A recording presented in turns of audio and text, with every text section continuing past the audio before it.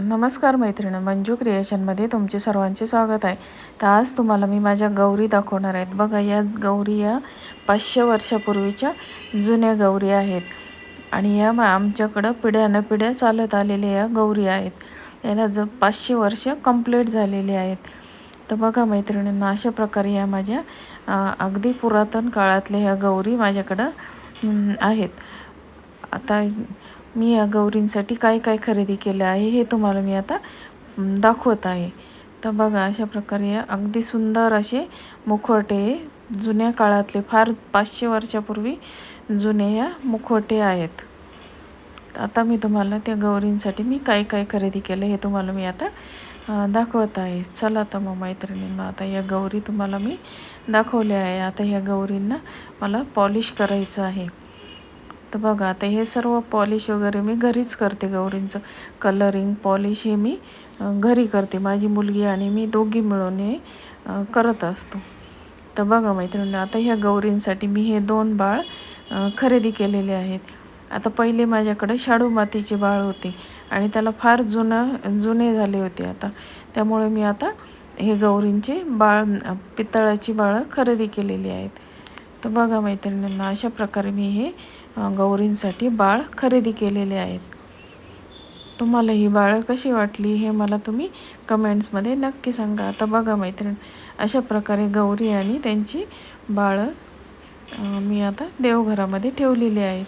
तर बघा, आता मी हे गणपतीसाठी हा खड्यांचा आणि मोत्याचा असा टोप घेतलेला आहे. हा कपाळावर चिपकायचा आहे. आता मी खरेदीला गणपतीपासून सुरुवात केलेली आहे. बघा, गणपतीसाठी हा टोप मी घेतलेला आहे. आणि अगदी छोटा गणपती आम्ही बसवतो, कारण आमचा गणपती हा 5व्या दिवशीच विसर्जित करतात. त्याचे गौरी उठल्या की गणपती पण आमचा उठतो. तर बघा मैत्रिणींना, अशा प्रकारे आता मी गौरीसाठी ही साडी खरेदी केलेली आहे. आता ही मी काठपदरमध्ये साडी खरेदी केलेली आहे. आता एका गौरीसाठी मी काठपदरची साडी आणि दुसऱ्या गौरीसाठी सिंपल साडी घेतलेली आहे. बघा, आमच्याकडे एक गौरी सोहळ्यात असते आणि एक ओवळ्यात असते. म्हणजे एकीला अशी काठपदराची भरजरी साडी नेसवतात आणि दुसरीला अगदी सिंपल साडी नेसवतात. त्यामुळे एक सोहळ्यात आणि एक ओवळ्यात असते. त्याच्यामुळे दोन्ही साड्या वेगवेगळ्या घ्याव्या लागतात. अगदी एक सिंपल आणि एक काठपदरची साडी घेतो आम्ही दरवेळेस. तर बघा, अशा प्रकारे एका गौरीसाठी मी ही काठपदर साडी घेतलेली आहे आणि दुसऱ्या गौरीसाठी अगदी सिंपल अशी, काठ आहेत पण अगदी सिंपल अशी ही साडी खरेदी केलेली आहे. तर बघा मैत्रिणींना, अशा प्रकारे एकीला हिरवी आणि एकीला मस्टर्ड कलरची साडी मी घेतलेली आहे. तर बघा, अशा प्रकारे मी या साड्या घेतलेल्या आहे. तुम्हाला या साड्या कशा वाटल्या हे मला तुम्ही नक्की कमेंट्समध्ये सांगा. आणि आता हे दोन्ही गौरींसाठी मी 2 हार घेतलेले आहेत. पूर्ण सेटच आहे हा, कानातले, नेकलेस आणि लॉंग हार. अशा प्रकारे आता हा पूर्ण सेट मी ह्या दोन्ही गौरींसाठी सारखाच घेतलेला आहे. तर बघा, तुम्हाला हे नेकलेसचा सेट कसा वाटला हे पण तुम्ही मला नक्की कमेंट्समध्ये सांगा. मला हा हार खूप आवडला, त्याच्यामुळं मी हा हार दोन्ही गौरींना सारखा घेतला. आणि हा हार मी स्वतःसाठी घेतलेला आहे, कारण गौरीच्या वेळेस आपल्याला पण काहीतरी घालण्यासाठी मी हा हार घेतलेला आहे.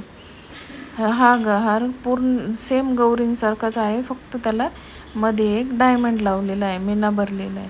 आणि आता हे गौरींसाठी मी वेण्या घेतलेल्या आहेत. पूर्वी आंबाड्याला अशा प्रकारे हे सोन्याचे असे फूल लावायचे आणि वेण्या लावायचे. त्याचप्रमाणे मी हे गौरींसाठी हे घेतलेलं आहे.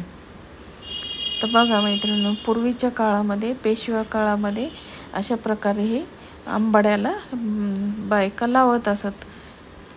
तर अशा प्रकारे हे 2 मी गौरींसाठी फूल घेतलेले आहे, वेण्या घेतलेल्या आहे. आणि आता हे गौरींसाठी कंबरपट्टा घेतलेला आहे. मी दोन्ही गौरींना सेम दागिने खरेदी केलेले आहेत. बघा, दोन्ही गौरींसाठी मी हे कंबरपट्टे घेतलेले आहेत.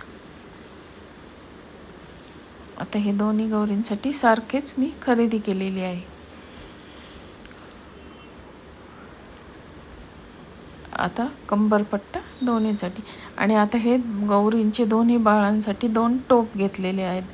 या टोपला मी मोती आणि डायमंड दोन्ही पण या टोपमध्ये लावलेलं आहे. तर बघा मैत्रिणींनो, अशा प्रकारे मोती आणि डायमंडचा हा टोप मी दोन्ही गौरींसाठी घेतलेला आहे. बघा अशा प्रकारे आहे ते दोन्ही गौरींसाठी. आणि हे मी दोन्ही गौरींसाठी बाजूबंद घेतलेले आहेत. दोघींना सेम घेतले आहे, फक्त डायमंड त्याचे कलर वेगवेगळा आहे. एका याचा व्हाईट आहे आणि एका याचा रेड कलर आहे.